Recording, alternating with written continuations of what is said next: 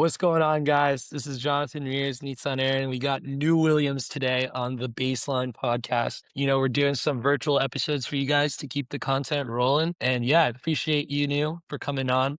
Let's get going. Of course, thank you for having me. So first thing we want to do is kind of just introduce you a little bit to our listeners, just kind of go through a little bit of your backstory. You're from Inglewood, California. I'm from LA, so a little bit of love there, in terms of originally. But after that, you started looking at colleges. You went to Auburn.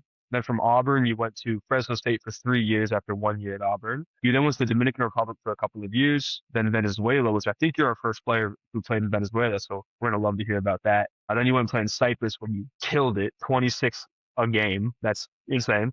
And then you went to Turkey, and now you've been there for 2 years, averaging over 21 a game both years. So absolutely killing it so far. Yeah. You want me to talk a little bit about that? Yeah, I mean, we're gonna go through all of it, and we kind of like to go in a chronological order, but as we've been doing, we want to start with a little icebreaker to start it off.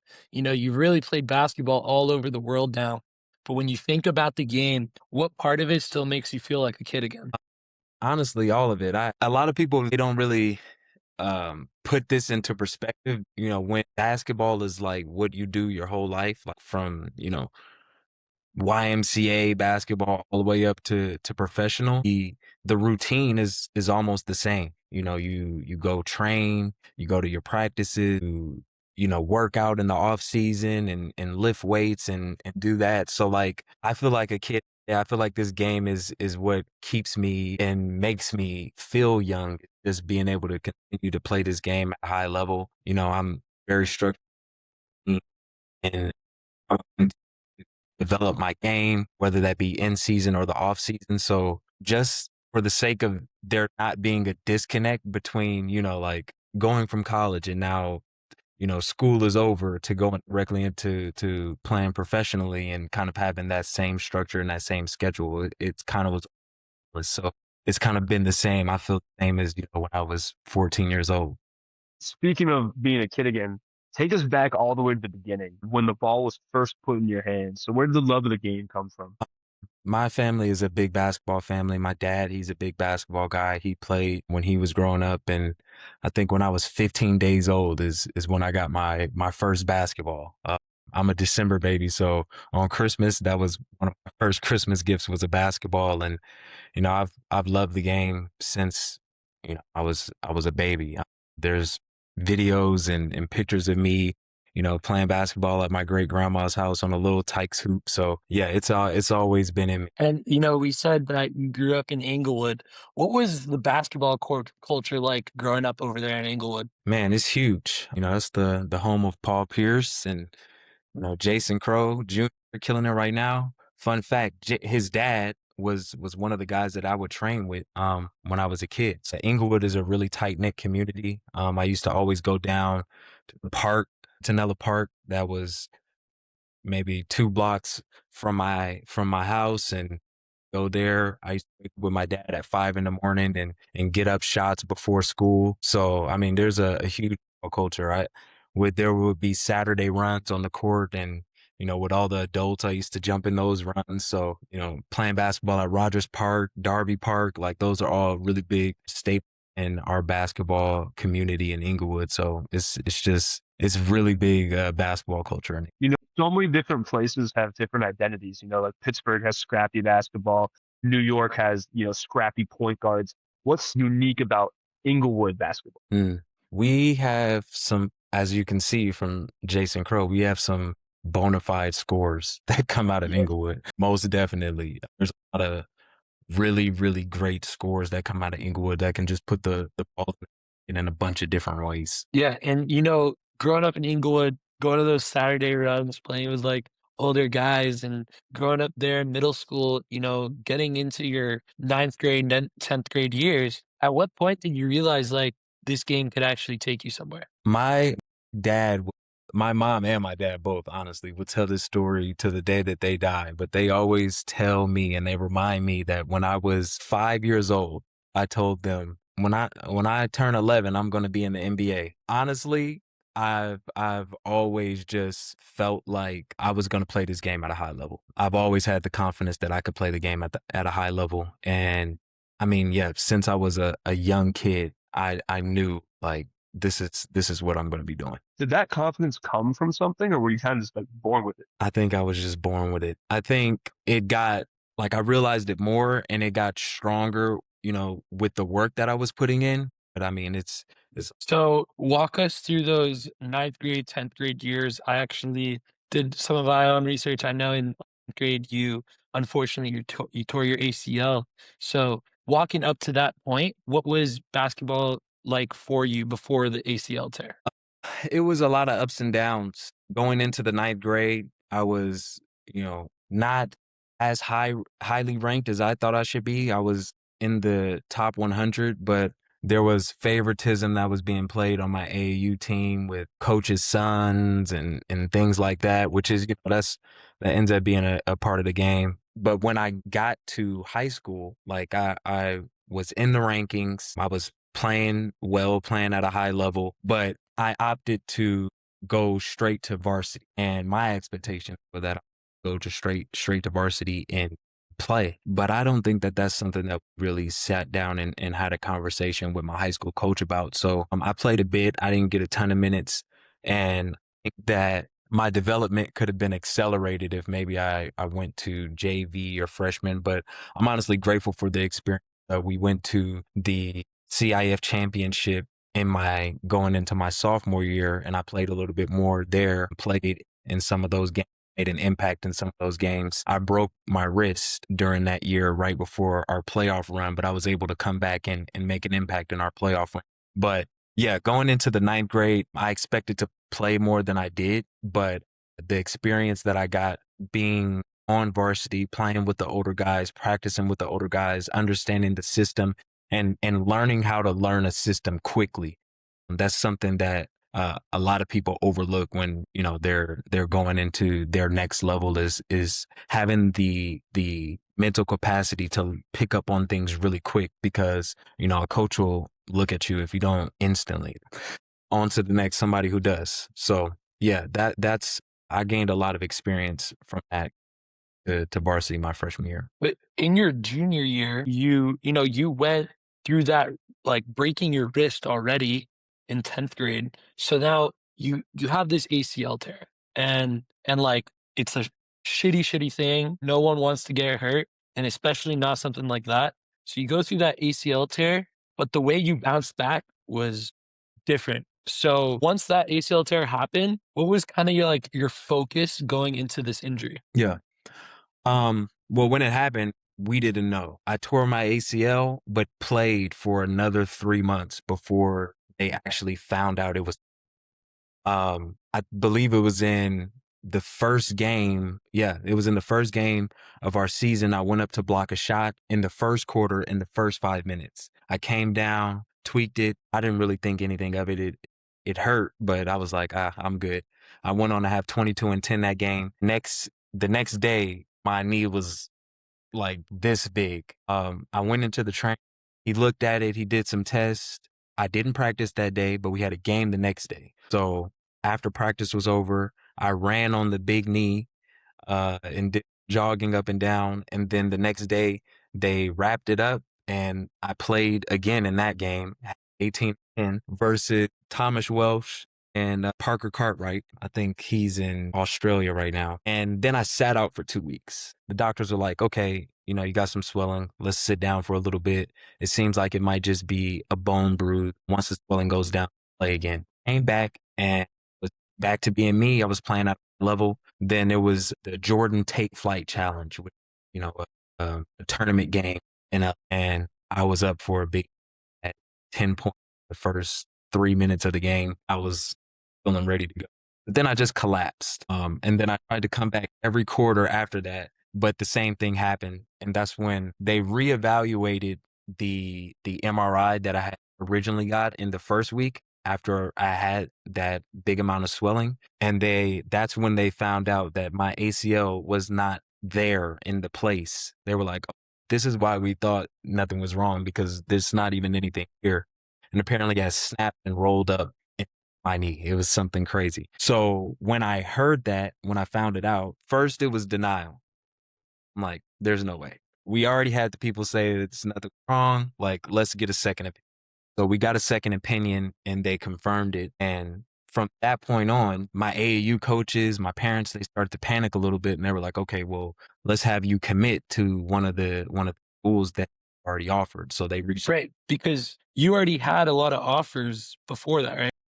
Yeah, the sophomore my sophomore summer was a huge summer. I picked up 30 offers in that summer and some huge offers too. I picked up Louisville that summer, Oregon, like yeah, so I picked up some really big schools. So they reached out to those schools to see if I could commit. Everybody backed off, which it lit my fire. My dad has always instilled in me mental toughness. He's always told me you're behind the eight ball and has always tried to push me to be better and go harder. So that was already ingrained in me at that point. So there was a light that just flickered in my head when that was going on.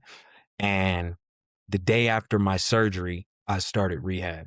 And then when I went into the facility, the trainer asked me, the physical therapist, he said, okay, how long is your timeline? Like, when do you want to come?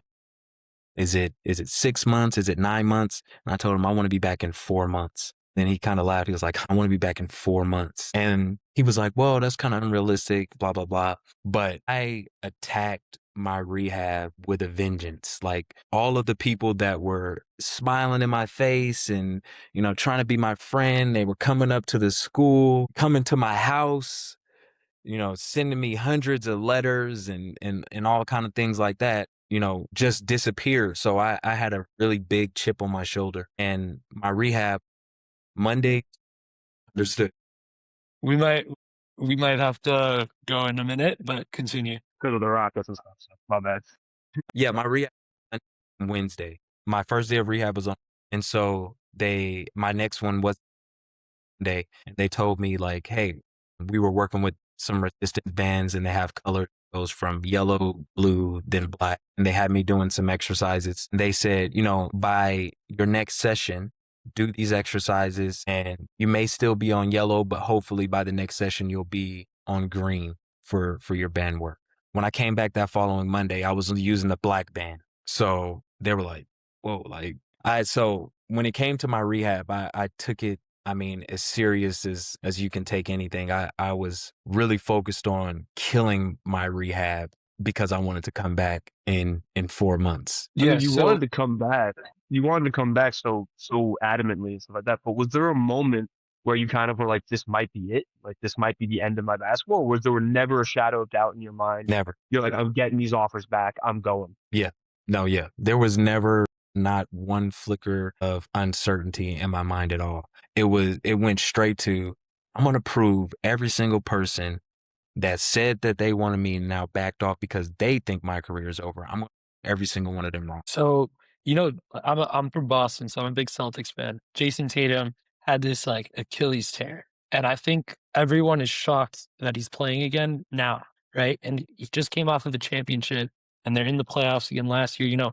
You're coming off of a summer where you got 30 offers. You're at this high, and you have this happen to you. Was it also just trying to prove them wrong, or was it kind of like where can you take yourself to what level? At the same time. No, it was all vengeance. My fuel was pure. Like, I already knew what I could do and what I was capable of. It was more so, you think I'm not okay. You're gonna see. So you said 4 months. What was the actual timetable? Well, at 3 months, I was in the gym training, doing double clutch reverse. Shit. Yeah, I have the video and everything. I was like, oh yeah, we had 3 months. Yeah, I'm good. But yeah, at 3 months, I was feeling back and ready to go, ready to compete. They had to try to tape. They were like, just the summer's not over yet. Cause I wanted to get back to AAU. I'm like, I'm good. I had my surgery in March. I'm like, April, May, June, I could still make the end. But they tried to, they were like, just wait a second, wait until at least the beginning of the season. Once the beginning of the season hit, I was cleared. What AAU circuit were you trying to run on? I was on the Under Armour circuit. So, like, we talk Yeah. about players who played Beach Jam, Under Armour, things like that. what did it show you about your game to play at that kind of high level? Because sometimes when you're the best player on your high school team and then you go to an AAU type of tournament, you start to see other players at the live period who also have all of these offers. Was there a moment in there where you were playing with these types of players and going like, yeah, no, I got this, like that was there a lesson you learned from playing at that level? Yes. So I started off on a team called Rockfish. It was a very fundamental team, very by the book team, and I was playing well, but then Earl Watson Elite, or they were Pangos Elite at the time, and they came to me and they were like, we want you. And so I ended up going there, and they also played me up. Whenever I played AAU, I always played up. I was um 16 and I was playing on the 17 elite team, and they took their 17 elite team as well. And when I got on the circuit, they said, we've seen what you do. We're gonna let you be you. And when they did that, that's when I was like, yeah, I'm better than everybody here. And it just boosted my confidence. I think the first game where I really got the biggest confidence boost, it was in a showcase game. I don't remember what it was for, but it was a showcase game, and me and Lonzo were on the same team. And funny enough, actually, Earl Watson talked about this on ESPN some years back, but it was me and Lonzo on the team, and there was somebody in the stands, and they were like talking mess. It just lit that fire, and me and Lonzo, we started going off. I think he had like 15 assists to me alone. I had 34 points off only dunks. Yeah. So that tournament kind of put it into perspective. Also had some other games where I was nearing triple doubles, and that's when teams and coaches really start to see like, oh, this kid has a complete game. Like he can play at a high level. So a lot of these teams, you said after the ACL tear, they kind of shut the phone off and they weren't calling anymore. At what point did they start calling? And then at what point were you like, all right, Auburn is the real deal. I'm going to go there.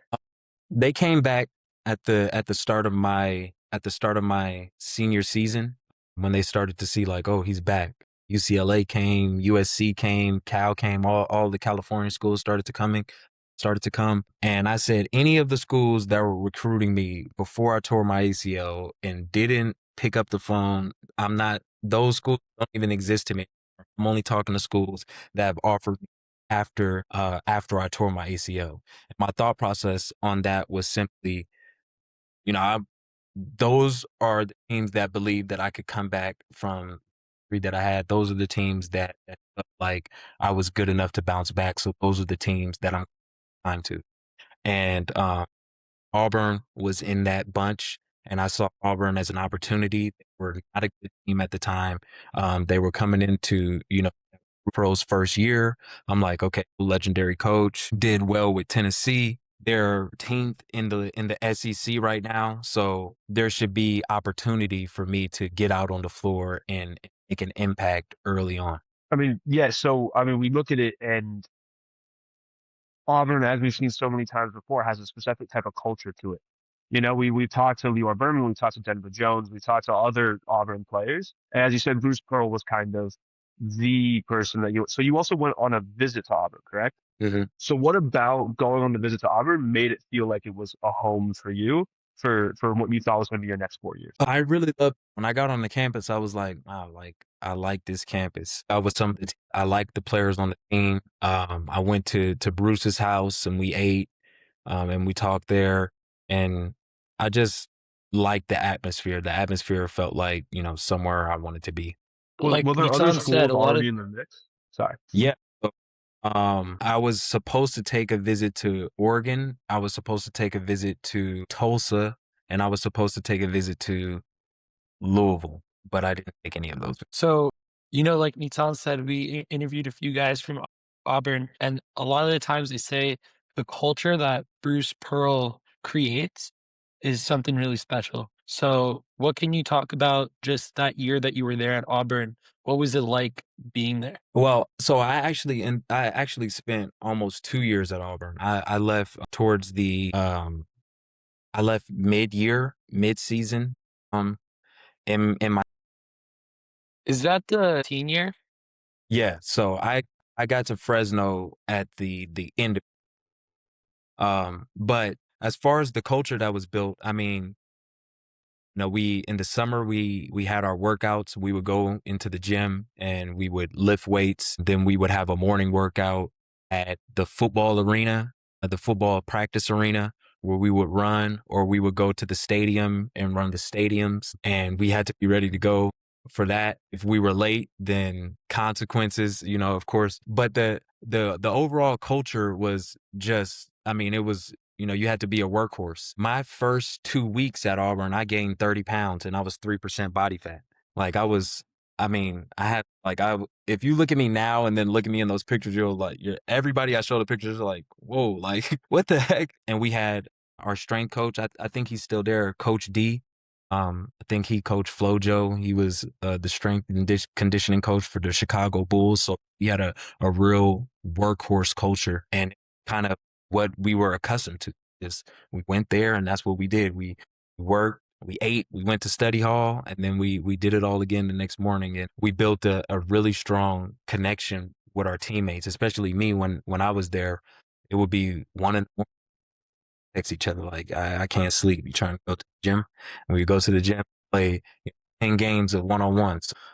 Yeah, it was just work. I was eager to be able to have access to that. Get in the gym whenever we want to, lift hard, get bigger and get stronger, and then make an impact on the floor. Any 1v1s with Jared Harper over there? Yeah, a lot of 1v1s with Jared. Yeah, that was my. What can you say about his game? Jared was a beast at Auburn and didn't go to the NBA path, but now he's killing it in Europe, playing for Jerusalem. What's something that you might like? Is this something that you thought would happen? Like he's a pure bucket. Yeah. No, Jared is nice. He's quick, athletic, can shoot the ball. Yeah, and he's a matchup nightmare because he's small. He's one of those little and the smaller you are, the quicker you are, the lower you are to the ground, harder it is to defend, especially when you have that really good change of pace and you can get into your shot. We used to work a lot on, and this was his thing, and I actually stole this from him, but he used to shoot off the jab step. So he used to jab instead of bringing his foot back to set into the shot, he used to jab directly into the shot. And that was something that was pretty unguardable and something we had never seen before. And I was like, yeah, I'm stealing that. But yeah, no, Jared was a beast for sure. What was a moment where you kind of were like, this is my welcome to the SEC moment in terms of playing, Auburn SEC basketball, especially nowadays, is considered, if not the top league, one of the top leagues in now, honestly, the world with how professional the game's gotten. But, what was a moment for you where you're like, I'm in the SEC? Either my first game versus Alabama or the game where we beat Kentucky. Okay. I think those two were like where the atmosphere was really unmatched. Like we always had a pretty good atmosphere, but the atmosphere of those games unmatched. When we beat Kentucky and the entire crowd stormed the floor, like I mean, those moments were like, dang, like okay, like this is what it is. And then did going from Auburn to Fresno State kind of reshape the way you play the game, or what was it about going to Fresno State that kind of made your career look different? So the reason why I left Auburn is because I was having complications with my knee, which was setting me back and not allowing me to be on the court. When I first got there, I had to have another surgery. I had a giant ball of scar tissue that was on my ACL graft. And then we had a sizing issue with the knee. It was a leg knee brace on my left leg and it got fitted wrong. Like there was a lot of complications that we had out there. And as everybody knows with Power Five schools, with top schools, especially like what we were building at Auburn, there's not a lot of time for you to stay. You get in, you do what you're supposed to do, and then you get out rooting and they're bringing in the batch of talent. So when I left and went to Fresno State, it was kind of a rush decision simply because we didn't know the ins and out at the time. If I had to be old by the time second semester started, or if that would mess up my eligibility, if I had to do anything, like we didn't really know what was going on. We didn't know what the rules were in leaving because I had better offers essentially at Wake Forest called and UConn, West Virginia. Yeah, just I mean better schools that probably would have been better decisions, but they were, they're in the middle of tournament time. In that December period where people are playing in tournaments, they're traveling, it's not really time for you to come and talk or see them. So going to Fresno was one, a culture shock, going from a Power Five to a mid-major school. Um, and then that's where I kind of started to really understand that it's not really about how good you are, but is the coach going to implement you in his system? Is he going to mess up his system in order for you to come in? Is the rotation going to change because you came now? That kind of thing. Because I was playing behind guys that I felt that better than. So I don't think that I necessarily had to change my game, but again, lit my fire. Seeing guys that I felt like I'm better than this guy and not playing. I think so many times we hear from so many different players that from all different backgrounds, eventually the game stops being a kid's game and starts becoming political. And as you kind of just talked about, there's so much politics involved in high level basketball. So what kind of effect did that have on your love of the game? It didn't really have an effect on my love. It more so affected the respect that I had for the people that were running the show. Like I started challenging coaches that were mistreating players, and at Fresno State especially, we had assistant coaches that would just, I mean, treat guys bad for no reason or throw them under the bus to the coach. Like we had one coach who was talking to one of our bigs and he was supposed to be on the court because we were running a drill. And the coach called him like, hey, like you're supposed to be on. He's like, oh, my bad. I was talking to the coach. And the coach was like, no, he wasn't talking to me. And then our head coach made him run. So like I started to see more of this stuff and I really didn't like it. And I really just didn't like like you said, Yeah. but also just the griminess of the game at that level, how transactional that they treated the game, especially with these young guys. Like at this time, I'm a junior, I'm a little bit older, and so I'm seeing like, yeah, I don't like this, but it didn't really have an effect on my love of the game. It's also kind of interesting because now it's probably even more political with all the money that's being involved with NIL. At Fresno State, you also got to play with another guy, Orlando Robinson. What was it like playing with him? And also just talk about your time on the court at Fresno State. How was it over there? Yeah. I love though. That was my guy. I actually last summer I was in Lakers camp with him. And so I got to play with him again and see him again. But yeah, playing with O was athletic guy, can finish around the rim, can shoot the mid range, really great talent. As far as playing at Fresno, once I got into my rhythm, I mean, I did what I do. And, I had some really big games there in West for threes in a game. Could have probably broke the but my coach took me out 8 minutes to go. Well, we definitely are going to talk about that. I mean, since you brought it up, you hold the record for most threes in a game at Fresno State. How many threes do you think you could have had if you played the whole game? With 8 minutes left, I could have had at least 16. Damn, that's a lot. I could have had at least 16.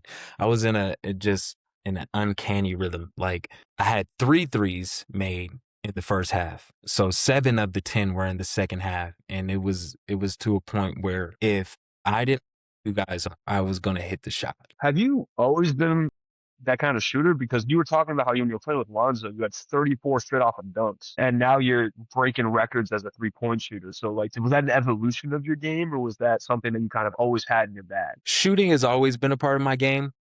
But it has been an evolution over my time. So, I've always shot threes and been able to make threes at a high clip. It is something that I worked on, from a young age.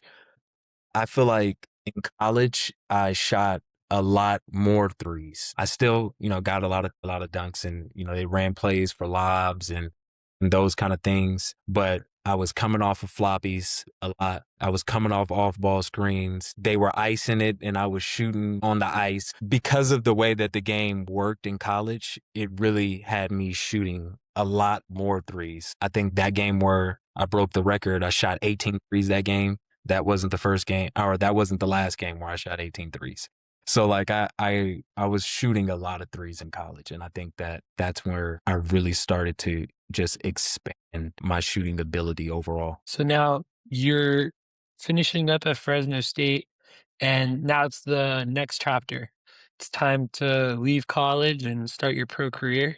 You headed over, you did MBA Combine? No, so when I graduated, it was right when COVID shut everything down. Mm. So I had 2 private workouts with Jerry West for the Clippers. Jerry West loved me. He told the Clippers on numerous occasions to draft me. I was also in the middle of some Clipper drama that Jerry West had going on with the president and the owner. The owner wanted Jerry West to be the GM. The president and Jerry weren't getting along in terms of vision. The Kawhi stuff was going on. Like it was a bad time for me to be in that situation. But those are the 2 workouts that I had the Clippers. I practiced a number of different times, and they watched me. I was at the UCLA runs and went at Lou Will, blocked a couple of his jump shots. Was going at him on offense. So they had been watching me for a little bit, and that those Jerry West moments brought it full circle. Especially the first workout that we had was in Darby Park. We talked about my background in Inglewood, and I come in Darby Park, training and working out and playing middle school basketball and stuff like that. So my first workout there was great. And then the second workout we had for the draft was I felt really confident. And on draft night, I was up with G League Ignite, and I was in Walnut Creek at the time in their bubble, and I had the draft on TV, and they told me that I would probably be like their late second round pick, which was number 50. But then 58 comes and they draft a big. What does that do for your mental when you're really stuck in all of these types of politics, especially now in the politics where, I mean, you were in the politics of Auburn pre NIL. Now you're in the Clippers politics of millions of dollars being thrown around, promises made here, promises made there. When you see that the 58th pick goes off the board and it's not you, what goes through your head after being stuck in that type of situation?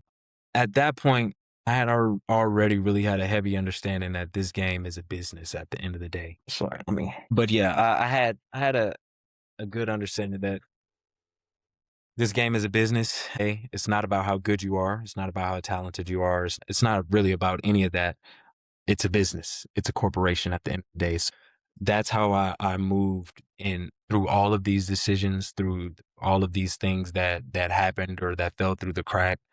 I knew that I'm going to continue to put the work in. I'm going to continue to showcase what I can and, be grateful for the fact that, continue to play the game at a high level, especially as I'm seeing guys' careers end. We're out of college. Guys have played their last basketball game. Guys are getting jobs now, going and doing other things. And guys that I played with that I thought and they're turning in a direction. And I'm, you know, in the bubble in Walnut Creek eating great food. So I'm like, there's nothing I can complain about. I'm gonna, keep, playing this game at a high level for as long as I can. Yeah, and you talk about like guys finishing college and then going to work, maybe because their NBA dreams or G League dreams didn't work out. But there's this other option, which is not just one option, there's several with going overseas and playing in numerous different countries. You end up going to play in the DR, right? And this is your first stop overseas? Yeah, that was the first stop overseas, going to play in the DR. Everybody wanted me to go to Europe. Everybody was telling me to go to Europe. I had some actually pretty decent offers out of Europe that I didn't know until after the fact. So I signed with a big agency, like really big agency. And their main focus was on. So I didn't know about these stuff that I had coming in. And me going to the DR was brokered solely by me and only. I didn't have any agents involved in it or anything. But the reason why I chose that is because it would keep me close to home. I have a daughter. And so I knew that I would be able to kind of get back and see her and make sure that, I didn't lose any time with her, especially because of the short seasons over there. And I don't regret going to the D. And it sounds crazy, especially because of the years that it took away from my career. But what the DR did for me was took me out of all of the politics, all of having to play this way and be like this or do these certain things. And it allowed me to refine my game. When I first got there, my first game I had 17 points, 8 assists. And then my second game I had 15 points, 5 assists. And I'm like, okay, yeah, those are good games. Like those are great games. And the guy that was the Dominican guy was basically that brokered the deal. He called me and he said, "Hey, you got 1 foot out the door. Like, we need to see you play." And I'm like, "What do you mean? I just had 17-8, 15-8. Those are good games." He's like, "If you don't have him, they're gonna send you home." And I'm like, and then I talked to the owners and they're like, "Look, man, this is your team. Mind you, there's 2 other Americans on the team that have been there longer than me, that have been playing overseas longer than me. And they're coming to me and telling me this. They're like, this is your team. We're going to live and die by whatever it is that you do. We don't care if you mistake. We don't care if you miss a shot. We want you to run the show and take over. And me hearing that, something clicked. And from that point on, it was 35, 40, 45. Like I was having crazy, crazy games. And I'm getting double teamed every game, and so I'm having to learn and understand how to play through the double team. I'm being face guarded full court, and so I was already kind of guarded like that in college with face guarding. They had to face guard me in college because of my shooting ability, but they can't double team you as much in college, so I wasn't getting double. And so those were things that I had to adjust to, learn how to play through. And so I didn't get sent home. Like I still have to produce, even though these are the circumstances that I'm being put under. And so going to the Dominican Republic really helped fine tune my ability to play through really, really high pressure situations with 2 guys on me, 3 guys on me, and just be efficient in those circumstances. Interested, going back a tiny bit, you said you brokered the deal yourself to the DR. How do you do that while also working with an agency? All right, we need a minute. Dang, that's crazy. All right, Nitzan, go ahead. Where do we leave off? We wanted to talk about Venezuela, going into Venezuela. Oh yeah. So, as we said, we're like 85, 90 episodes in. And at least in my experience, I haven't heard anything about Venezuela. Because you go from the DR, you broker this deal. Actually, hold on, I want to take it back again. I'm not sure if we answered it, but just in case. You brokered your own deal to Dominican Republic, you said. So, like, how exactly did you do that while also working with an agency and everything? Yeah, so my agent, yeah, he was really primarily doing NBA stuff. He had Jalen Green that he was worried about at the time. So there was another guy that was in the Dominican Republic. And he told me like, hey, like actually we did an event together. That's what it was. We did an event together. It was like New York versus LA, like a street ball event. And we did the Right. event, and he was telling me that he's been going out to Dominican Republic and playing out there, and it's been good, and the money is good. And so I was like, yeah, like connect me, like hook me up, whoever your guy is, like let me know. And there was like this coach. Now he's not really an agent. He wasn't like certified or anything like that, but he's kind of saying he was an agent. I would call him like a runner. He knows teams because he coached, and then he would tell them about you, and then they would reach out. In the Dominican Republic, they do a lot of stuff like directly with the players anyway.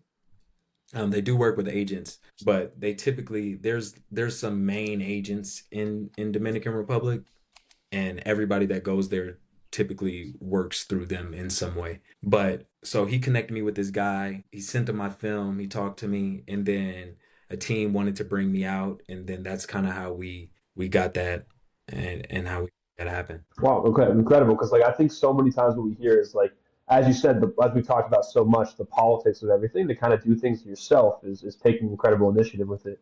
So as we move on from the DR now to Venezuela, as we said, you're the first player I think we've interviewed that has any experience in Venezuela. What's it like there? How many Americans or just overseas players are there on the team? Can you talk us through kind of the experience of playing in Venezuela? Yeah. So when I first went out to Venezuela, it was a championship run. They were in the championship series, and it was best of four, but they were down 0-3. And they brought me in. We know what it is you do. We know what you do. Like, let's just come here and do that so we can try to win this thing. And I went there and I had 21, but I caught a cramp because I'm literally like I had been home for a little bit. I hadn't done anything. I got on a plane at 1 a.m. and was there the next day for the game. Like no practice, nothing. Just I went in early in the morning, learned the plays, and then the game that night. And so I caught some third and the fourth quarter, which ended up having the other team get a slight edge. And every time I would come back in, I would get us the lead back, but I went out like three times with the cramps. And so we ended up losing that game. But because of that performance, they wanted me to come back. And I came back for I think I played maybe 8 games there when I ended up coming back. But the atmosphere was good. I mean, they had the team that I played on, at least they had a really strong fan base. Um, there was some decent guys in the league, and as far as go, they have the way that the import situation works is there's one American, but then they have a bunch of imports from different countries. So we had, or no, there's not one American. Was there? No, there's two. I think there's 2 or 3 Americans. Yeah, that's what it was. Because I had some other guys that were American on my team. Yeah, 3 Americans, and then they have some other imports. Like we had some guys that were from Dominican Republic on the team, um, and then I think 2 guys from the Dominican Republic. Yeah, so it was That 5 in the game. so that story that you just gave us of hopping on a flight at 1 a.m. to go play a game the next day is probably one of the most like overseas basketball stories you can get. Like literally signing a contract. It might just be a game. Like, how many games did you end up playing for It that was that championship series? yeah, just that one. We lost by two Oh, it was just points, that. and that was it. Wow. So you got a contract just for that one game? Yeah, so it was gonna be for if I mean if we won that game, then we would have played the next 4 to win the championship. But yeah, the contract was just for that game. But they gave me my entire month's pay Wow. um just for that one game. And then I just went directly from there, from Venezuela to the DR. I just went back and went to another Back to team. the DR. And then the next season, you end up going to Cyprus. So now this is the first time where we're at, like kind of in Europe, and you're in Cyprus's first league. So you go over there and you kill. You went on a tear, averaging around 26 and a half points a game. And just like talk us through that season. You're actually flying a little bit further from home this time, and you go and you handle your business. So what was that first year like in Cyprus? Yeah, I told you I was in Dominican Republic. It was close to home. The time was, I was basically on East Coast time.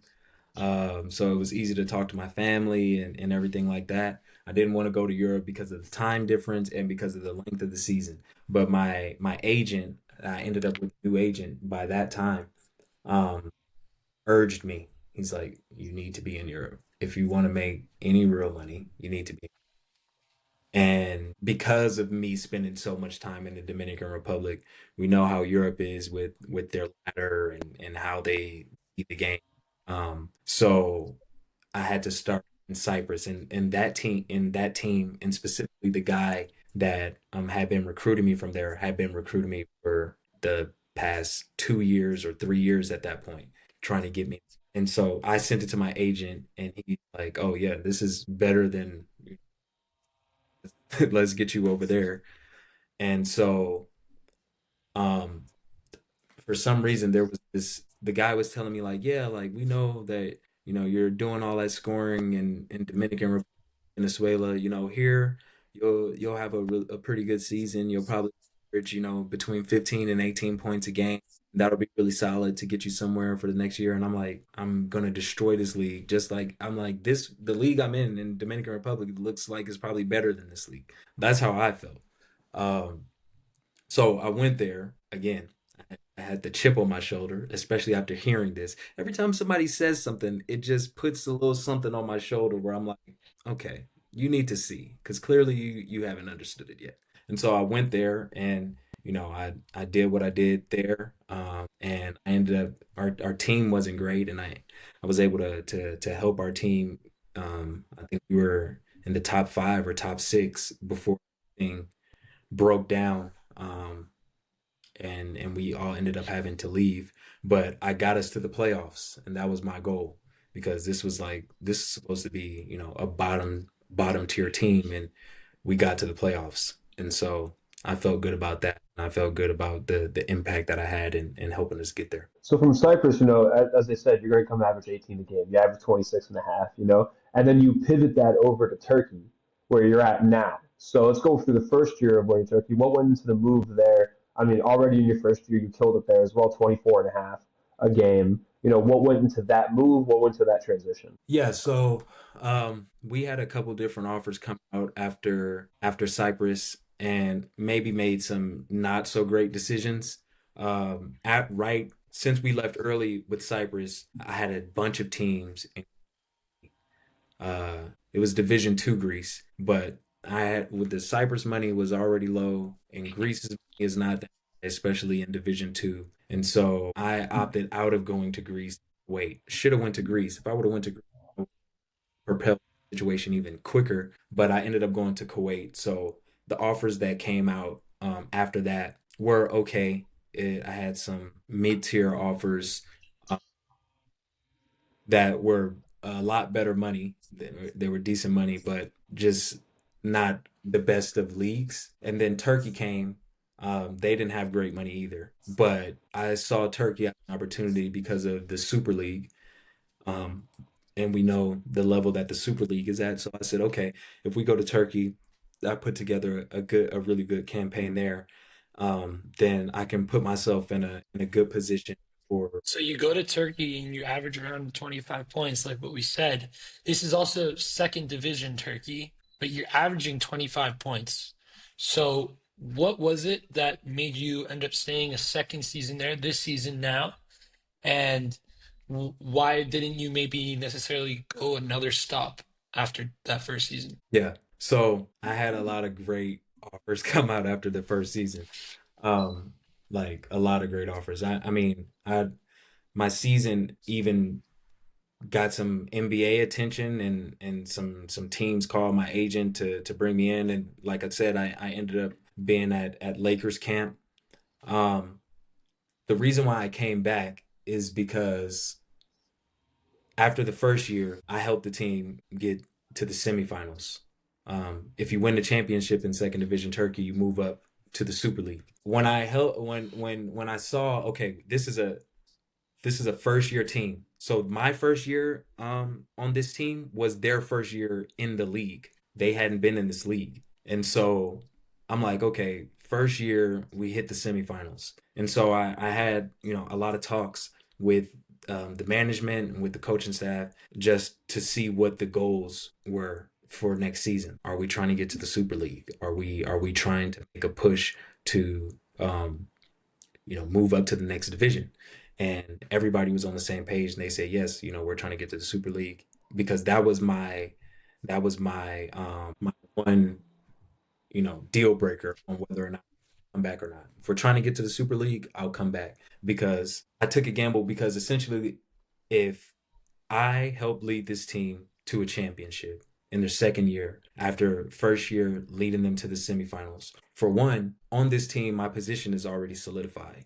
I know the coaches, I know the management, I know the team. Moving into the Super League, being on a team where I have ultimate freedom to kind of play my game, to run the team, to lead the team, to be an extension of the coach on the court, puts me in a really, really good spot if I'm able to do that in the Super League.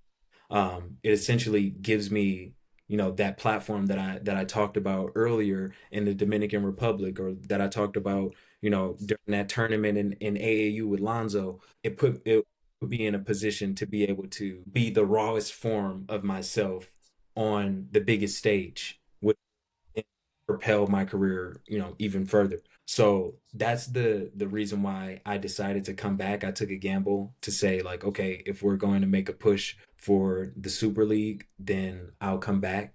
I had Champions League teams that were reaching out to me. A lot throughout Europe. And I said I'm going to take a gamble on this team because I've been with them for 9 months. I built connections with the guys. They brought a lot of the guys back, and so yeah, I took a gamble so that we can try to get to the Super League together. I think looking at that, I mean, first of all, it's incredibly admirable that you're at all. I mean, I think, as you said, this is a business, and within the business, sometimes not everyone has that kind of loyalty and those goals for the team. And for you to be able to say, there might be these offers, there might be these opportunities, but I want to build something. Is I think something that we see at least in the NIL era and the many other and what's going on is kind of lost amongst players. And so it's incredibly admirable that you've done that. And so what's a goal other than getting them to the first league? What's a goal that you might have for this coming year? Just to put myself in the best position career wise.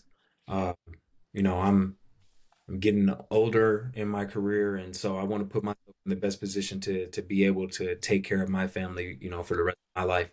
A lot of guys they play this game until they can't play it anymore, but on the way, on the journey, they've spent all the money, they've had all the fun, and now they have to start a whole new life. So my goal is to put myself in the best position to be able to allow what I've built in basketball to fund whatever other business opportunities that I have to be able to float me for the rest of my career. That's really interesting that you're talking about funding other things that you have in your life because you're still making money, good money, playing overseas.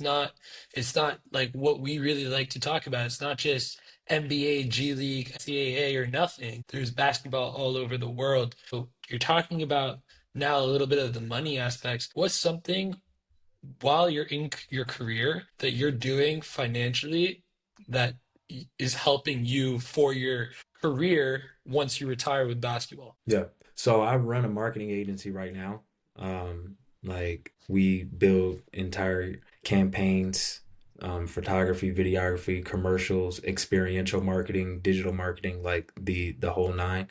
Um, And so I've been able to kind of put money into that and build that out. And, through the connections that I've made through basketball, reach out to different companies, different brands, and be able to propel their success forward as well. And that's something that I like seeing just because, with the landscape that we live in as far as media goes, it's really important to brands, it's companies, personal brands, whatever it is, like it's become an extremely important piece in just the way that we live. And then also I have a financial advisory team, and we make decisions with where money should go and things like that. So just trying to be as smart as I possibly can with the money. I'm also funding a research project at Fresno State because I'm want to build some software for injury prevention and performance. So yeah, like I try to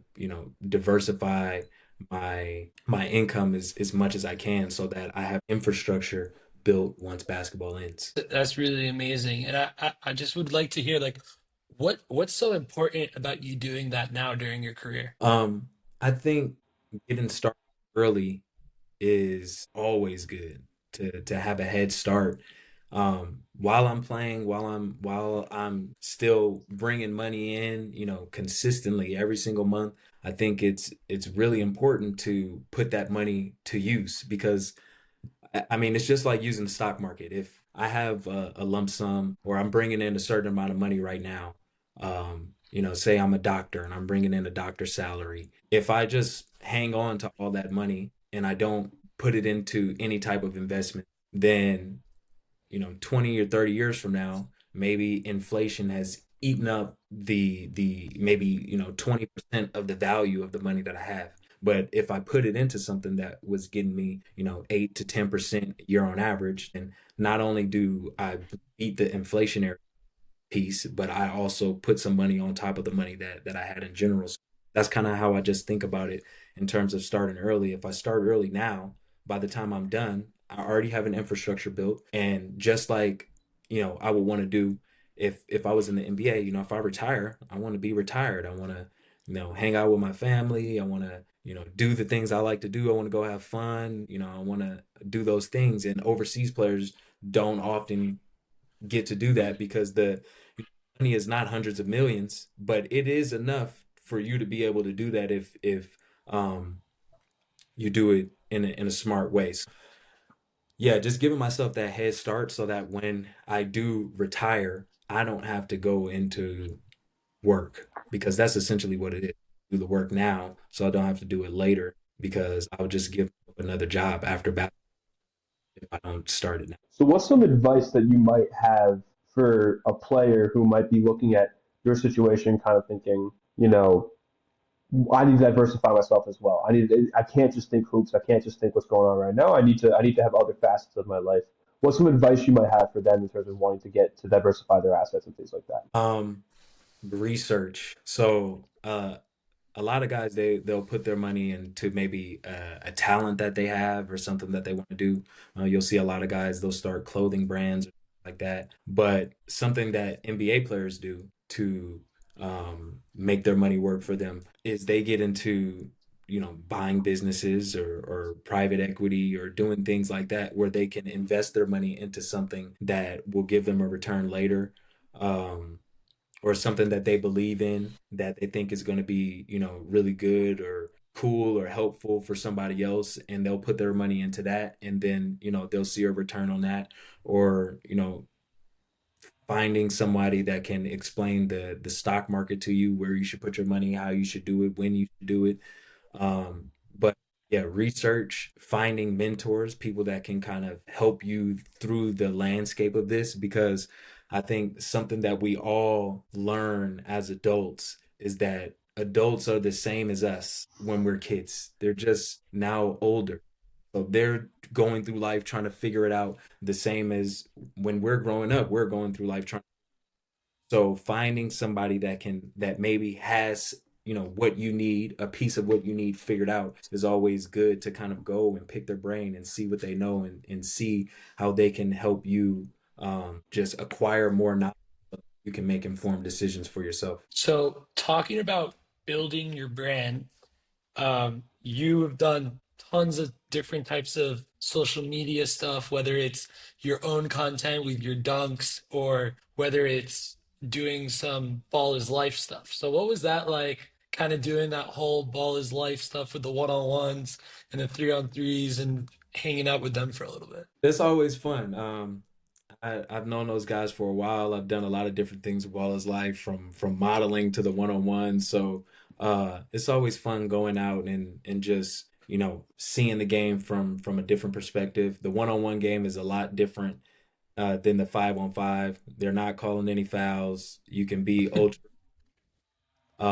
Yeah, it's just a different landscape and a different style of game that exacerbate my love for basketball. Another little side venture that you had, you dressed up to be a NBA 2K player, right? To be a dunker for something or something like that? No? I'm pretty sure I saw on your Instagram you did like the 2K dunks, like you put on the suit and everything. Yes, I was in NBA 2K. Yes, You forgot there for a second. yeah. I was like, went up to Burlingame, the a motion capture, some different dunks in the games that actually they're still in the games now. I would see it when I turn it on. I'm like, oh, so that was fun. So you kind of see like other NBA players while you're playing 2K using your dunks. Yeah. That's fun. So now talking a little bit more about the overseas, what's something that you think people don't actually realize from a side perspective about overseas life? I think in America we're super sheltered. Like we don't get to see a lot outside of America. And a lot of people in America, just because it's so massive, a lot of people don't even leave their states. So overseas is interesting because you have to assimilate to different cultures, different customs. People are different, languages are different. I mean, like even me here in Turkey, like this language is not even remotely similar to. So especially basketball team trying to um, talk to guys that maybe don't speak the language and communicate with them, especially when you're in a leadership position and you're playing the point guard and you need people to go certain places. It just teaches you a lot about how to communicate outside of words. And talking about being in Turkey, now that you're thriving in Turkey, how do you see the next stage of your career? Um, I think that I'll continue to ascend. I'll continue to show everybody at every single level because Europe is like a lighter to me. They do the same thing that I've had to deal with my whole career, which is, oh, you did it there, but can you do it here? Oh, you okay, you did it there, but now can you do it here? So I think that that is just, I mean, it's great for me because it allows me to continue to prove people that think that maybe I can't do what I can do wrong. So yeah, I mean, I'll just continue to ascend, continue to get better. Um, I think I'll have a lot of really great opportunities after this season. And yeah, I mean, I'll go back to the lab after this season is over when I get back home, get in the gym and try to get better than I was this year. That's my goal every summer. Um, at first I used to go and play and try to make more money during the summer and things like that, but I think that crafting is a lot more important and it can lead to a lot more opportunities when you continue to get better every year. I look at the NBA for that all the time. Like the NBA, they focus on the season and off season, they get better, and then you'll see their numbers, they ascend every year. Overseas, you'll see a lot more fluctuation between situation and okay, this guy went over here and then the year wasn't as great and or he was doing that. I don't like that fluctuation in my stats. I like to every year it's like, oh, he's getting better and better and better. The leagues are getting better and better and better, and he's destroying every single one of the leagues worse than he did the last one. So that's my goal. Did you see JJ Redick speak about how it wasn't about like when he retired, it wasn't about playing another season. It was that he couldn't do another off season because the off season's like so much harder than the regular season for them. Yeah, It's yeah. crazy. No, yeah, that's the grind. And the off season has to be harder because I mean, that is truly what prepares you for the season when you have a grueling off season. So as we start to wrap up, you know, when people hear the name New Williams years from now, what do you hope they remember about your story? I mean, I hope I'm still writing it. Um, I hope I'm still impacting the game of basketball. I hope that I'm still impacting, people's lives, especially kids, the younger generation. I hope I continue to leave an impact, um, and continue to make people not only love the game more, but understand how to get through tough situations, understand how to be tough mentally, understand how to persevere, how to not let the outside noise, disrupt what you have going on internally, what you feel about yourself, what you think about yourself, what you think about your game. Um, I mean, I hope I continue to be a beacon of light for not only players but just people in general, and what it takes to maneuver through this life at a high level. Speaking on giving your legacy and trying to mentor the younger people around you, what's some advice that you would give to a younger hooper now growing up? Confidence is built in the dark. It's built in the gym.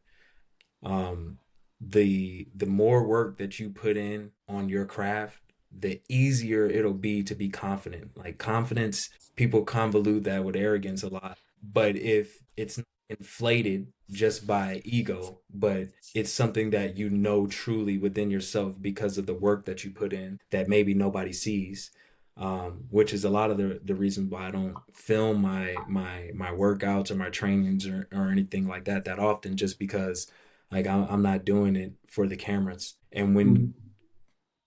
you're a guy growing up in basketball and you're putting in that work in the gym, and maybe you're sick with the flu and you're throwing up, but you still go to the gym and put some shots up and you're dying on the floor and you fall out afterwards. Like those are the things that are really important and will give you confidence when you get in the game to know like, no, I've worked for this. Like I put myself in the position to say that, I'm the best, or to take this shot at the last second, or to, wave somebody off and call it ISO. Like I put myself in the position to be able to make that happen because of the work that I put in when nobody else was there, when nobody else was watching. And to finish up on a light note, tell us the story behind the craziest dunk you've ever had. A tough one. I got to come up with some new dunks. I'll probably have some new dunks this year. But I think maybe the windmill honey dip. Um, I was very scared to try that dunk.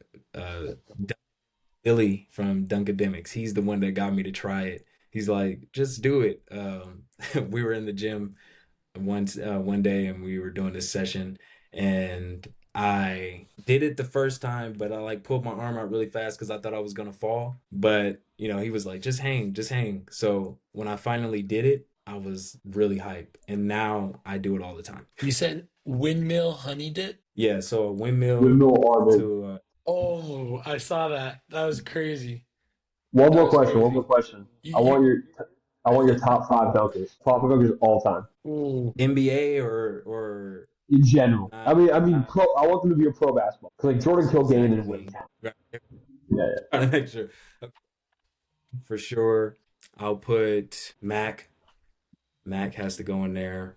Um, I'll put Aaron Gordon in there. He has to go in there. What's that guy's name? I can't remember his name. He's an overseas guy, and he puts his neck at the rim. Ooh. is his neck at the rim? Overseas. I cannot remember this guy's name. I think his last name is Steffens, I think. Oh, DJ Stevens or something like that.